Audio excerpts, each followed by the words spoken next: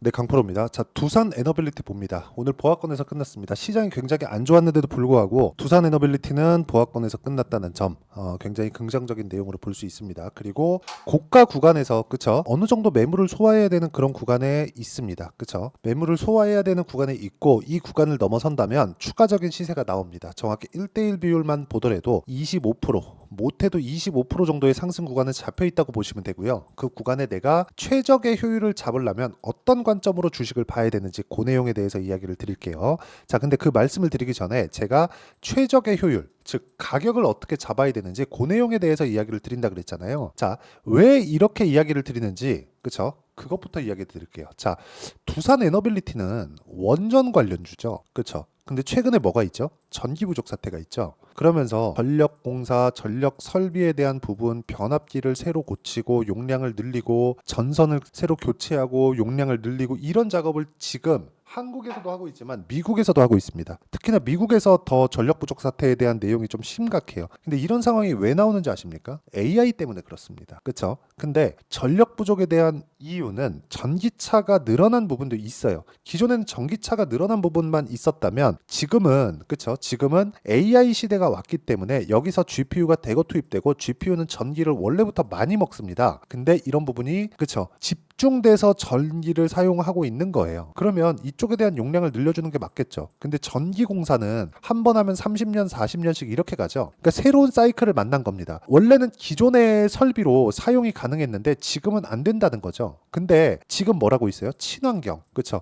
두산 에너빌리티는 뭐예요? 원전이에요. 원전은 뭐예요? 탄소 배출이 없습니다. 근데 하나 문제가 있죠. 후처리. 후처리에 대한 내용만 해결이 되면 돼요. 그게 뭐예요? SMR입니다. 그쵸? 소형 모듈 원자로. 자, 이렇게 한번 보시죠. 주식시장은 미래 가치를 반영합니다. 미래 가치를 반영한다는 건 가격이 먼저 뜨고 가격이 먼저 뜨는 데 있어서 앞으로 꾸준하게 무언가 좋아질 내용을 가격이 먼저 뜨면서 반영을 한다는 거예요. 즉 올라가는 구간에서 실적은 좋아지지 않는다. 그러면 두산 에너빌리티의 지금 실적은 좋을까요? 나쁠까요? 확인합니다. 23년도 1조 4천억, 24년도 소폭 성장폭이 조금 둔화되는 그런 상황이 있습니다. 5년치 봅니다. 순이익 적자, 20년도 적자, 19년도부터 계속 적자죠? 그쵸?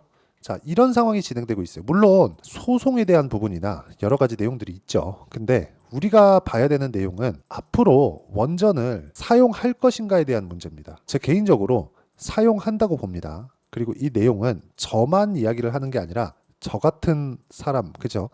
이런 사람들 말고 테슬라 CEO 있죠. 일론 머스크도 AI 시대에 소비되는 전력을 감당하려면 원전 말고는 없다. 이렇게 이야기를 했습니다. 근데 사실 이게 맞아요. 그리고 무엇보다 원전은 사용할 수밖에 없는 게 뭐가 나옵니까? 한 가지 내용 때문에 그렇습니다. 원전은 사용할 수밖에 없는 게 탄소 배출을 없앱니다. 그렇기 때문에 그래요.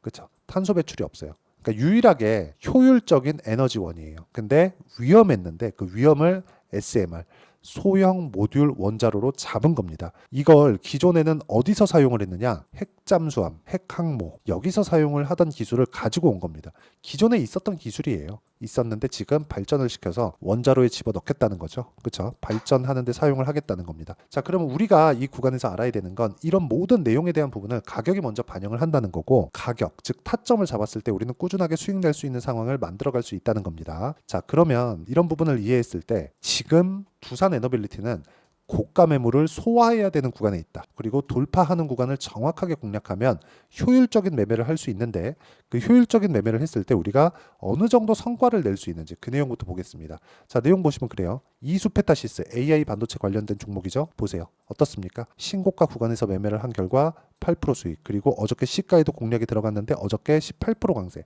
그렇죠. 이런 상황을 만들어냈고 오늘 매도하고 나왔습니다. 다음 주에 추가 공략합니다. 확인하고요.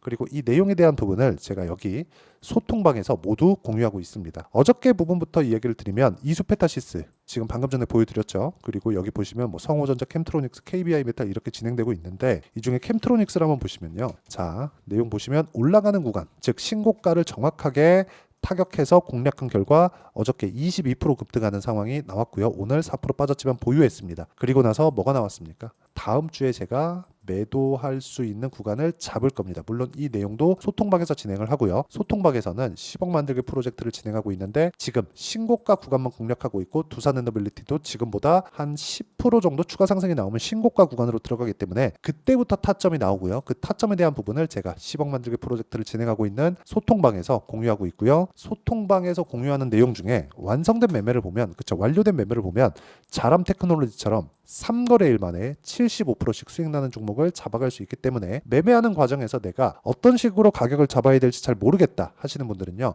소통방에 들어오시면 되고요. 소통방은 무료로 진행합니다. 구독과 좋아요, 그쵸, 이 두 개만 눌러주시면 되고 상단에 있는 전화번호로 구독 또는 10억이라고 문자 보내주시면 제가 소통방 입장 링크를 순차적으로 공유를 해드리도록 하겠습니다.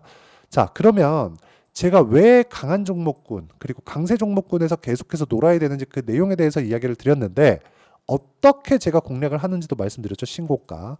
자, 그럼 이 내용을 가지고 두산 에너빌리티를 보겠습니다. 자, 원전을 사용해야 되는 이유, 그리고 지금 친환경 구조에 맞는다는 이유, 그리고 위험한 부분, 그쵸? 후처리에 대한 내용을 SMR 방식으로 잡았다는 내용만 가지고도 추가 상승이 가능한데 이미 가격대는 바닥을 찍고 올라와 있는 그런 상황이고요. 고가 기준에서 본다면, 그쵸? 여기 한 요 정도, 한 10% 정도 추가 상승이 나오면 신고가 구간으로 들어가기 때문에 우리는 그 물량을 받아먹는 상황을 보면서, 물량 소화를 하는 걸 보면서 우리는 그 뒤에 타점을 잡으면 되는 겁니다. 그쵸? 자, 그 타점에 대한 부분을 제가 다시 보여드릴게요. 그쵸? 진짜 중요하기 때문에 또 보여드릴게요. 왜 제가 신고가 구간에 공략을 하는지. 내용보다 더 중요한 게 가격이기 때문에 그렇고요. 예를 들어서 뭐 DI나 그런 종목들입니다. 전부 다 강한 구간, 그쵸? 신고가 구간에만 제가 적극적으로 공략을 하고 있죠. 그리고 다른 종목군들을 봐도 마찬가지예요. 동일합니다. 자, 내용 한번 보시면 예를 들어서 뭐 최근에 전기 관련주가 강하잖아요. 일진전기. 자, 보세요. 어때요? 올라가는 구간에서 계속해서 매매를 합니다. 2%, 1%, 13% 이런 식의 수익이 꾸준하게 발생을 하고 있고요. 그리고 여기 뭐 재룡산업.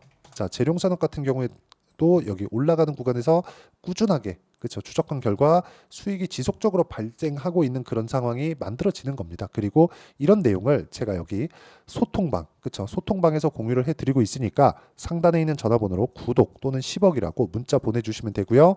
여기서는 이평선의 각도, 그리고 이평선의 기울기, 이격도를 가지고 어떤 식으로 분류를 해야 되는지까지도 제가 이야기를 드리도록 하겠습니다.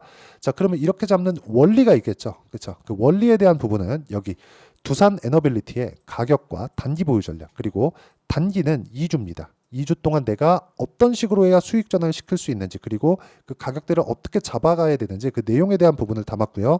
그리고 무엇보다 두산 에너빌리티가 고가 돌파하는 구간에 나올 수 있는 실시간 타점을 제가 문자로 공유를 해드리도록 할 테니까 상단에 있는 전화번호로 두산, 자, 두산이라고 문자 보내주시는 분들에 한해서만 제가 실시간 타점 그리고 단기 보유 전략을 함께 공유를 해드리도록 하겠습니다. 자, 내용 정리하면 그렇습니다. 두산 에너빌리티는 10% 정도의 추가 상승이 나오면 신고가 구간으로 들어간다. 이게 시세가 먼저 반영하는 주식시장의 원리상, 그쵸, 첫 번째 구간에 들어왔다는 거고, 이 내용을 이해했을 때 나는 꾸준하게 수익을 낼 수 있다. 하지만 어떻게 분류하고 어떻게 판단을 해야 되는지, 가격대는 어떻게 잡아가야 되는지, 이 내용에 대한 부분까지도 제가 다 이해를 시켜드리도록 할 테니까 영상 끝까지 시청하시고요. 모든 분들이 성공 투자하셨으면 참 좋겠습니다. 자, 24년도가 돼도 여전히 시장은 녹록지 못합니다. 이런 상황이 벌어지는 건 어쩔 수 없습니다. 이런 상황에서도 수익이 나는 종목들의 구조는 변하지 않습니다. 즉, 대시세 종목에 대한 구조는 변하지 않는다는 거고, 실제 제가 소통방에서 지속적으로 이야기를 드리고 있는 내용도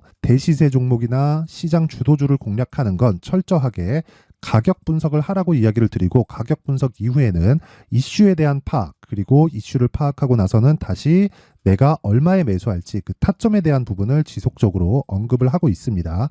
자, 근데 생각해 보세요. 1월 달에 시장이 굉장히 어려웠습니다. 어려운 상황에서의 어떤 종목들이 강했냐 보면 반도체와 그리고 바이오입니다. 자, 실제 여기 보면요.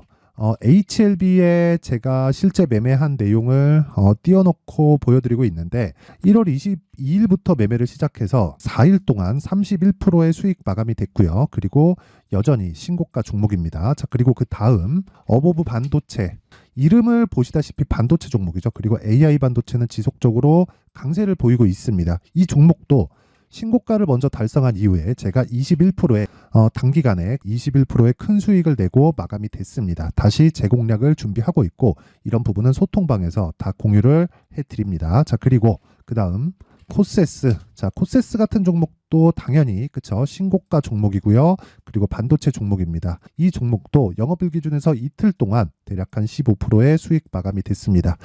내용을 한번 보시면 어떻습니까? HLB를 포함해서 뭐 30%, 20%, 뭐 15% 이런 식의 수익이 지속적으로 발생하고 있는데 이 세 종목 모두 다 신고가 종목이고 1월 달에 시장이 약세를 보이고 있는 구간에서도 강했었던 그런 종목입니다. 특징점이 하나 있는데 그 이슈에 앞서서 가격이 먼저 반영했다는 거죠. 자, 근데 그게 기업 밸류업 프로그램이라고 하죠. 그 종목들도 마찬가지입니다. 오늘은 그 부분에 대해서 이야기를 드릴 텐데 그렇게 제가 가격을 먼저 보고 이슈에 대해서 파악하는 이유는 결과적으로는 큰 시세를 먹기 위한 사전 준비 작업입니다. 실제로 큰 시세를 먹기 위해서 사전 준비 작업을 했을 때 여기 레인보우 로보틱스 127% 그리고 ISC 98% 그리고 한미반도체 97%의 큰 수익을 내는 상황을 만들 수 있습니다. 어떤 식으로 소통방에서 진행됐는지 그쵸? 그 상황을 제가 이야기를 드린 건데 이런 상황도요 당연히 신고가를 공략했을 때 가능한 겁니다. 자, 그러면 이번에도 마찬가지입니다. 그쵸? 정부 주도의 코리아 디스카운트 해소 방안이 2월 달에 발표를 하고요. 그리고 2월 달에 발표된 내용을 토대로 주가가 움직이는 게 아니라 이미 움직인 내용이 있죠. 실제 이 내용은 크게 중요한 게 아니라는 겁니다. 실제 움직인 내용을 보면 자, 기아차입니다. 실제로 12월 달에 신고가를 만들어 놓고 정부에서 입김을 불어 넣으니까 순식간에 기아차를 포함해서 현대차 같은 거대 기업들의 주가가 2주도 채 되지 않아서 40% 정도의 큰 시세를 냅니다. 자, 그러면 우리는 어떤 종목을 봐야 될까요? 이슈를 파악해야 되는 것도 맞지만 철저하게 가격에 맞춰서 매매를 해야 되는 게 당연히 중요합니다. 정부가 주도하는 정책 방향이 있겠죠. 그 방향에 맞춰서 우리가 종목을 찾을 필요가 있다. 자, 그러면 답이 나왔습니다. 정부가 주도하는 방향에 맞춰서 제2의 기아차를 찾는 게 지금은 중요하다. 근데 정부 정책의 방향에 맞게 가자. 그랬을 때 앞서서 제가 보여드렸었던 내용인 여기 레인보우 로보틱스 127% 그리고 ISC 98% 그리고 한미반도체 97%와 같은 수익을 낼 수 있습니다. 물론 시간에 대한 부분은 최소 2주의 시간이 필요하고요. 그리고 최장 3개월 안에 끝내야 됩니다. 자, 기아차의 시세를 보셨던 것과 같이 2월 달에 정부 정책의 방향이 결정되고요. 바로 3월 달이면 시행입니다. 자, 그러면 우리는 거기에 맞춰서 당연히 종목을 찾아야 되고 제가 제2의 기아차를 찾아놨습니다. 제가 아까 전에 소통방에서 이야기를 드렸었던 내용 다 공개를 해드렸는데 그 내용처럼 종목만 받고 싶다 하시는 분들은요. 상단에 있는 제 전화번호로 대시세, 자, 대시세라고 문자를 보내주시면 정부 정책의 방향에 맞는 종목을 모든 분들에게 무료로 공개를 해드리도록 하겠습니다. 자, 제가 원하는 건 채널 성장이 목적입니다. 자, 그래서 구독과 좋아요 꼭 좀 부탁드리고요. 모든 분들이 정부 정책에 맞는 방향으로 매매를 이어가서 큰 수익 보셨으면 좋겠습니다.